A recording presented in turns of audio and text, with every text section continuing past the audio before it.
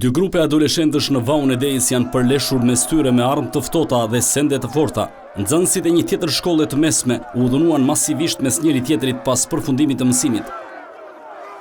Këto janë pamje tronditëse nga vendi i ngjarjes ku të rinjt janë përfshirë në konfliktin fizik në Vaun e Dejës. Sipas burimeve, ata kishin lënë takim për të sqaruar konfliktet mes tyre pranë vendqëndrimit të furgonëve me të cilët udhëtojnë drejt shkollës. Në pamjet e siguruara nga Vision Plus, shihet qartë se njëri prej tyre mban në dorë një thikë.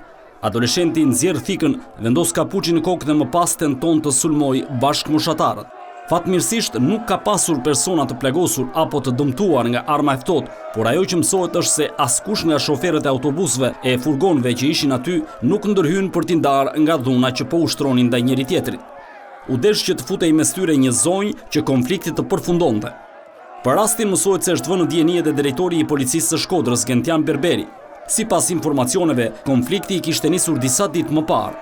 Ndërkohë një javë më parë, pranë shkollës Shejnaze Juka në Shkodër, u plagosën dy adoleshentë në një tjetër përplasje të ngjashme.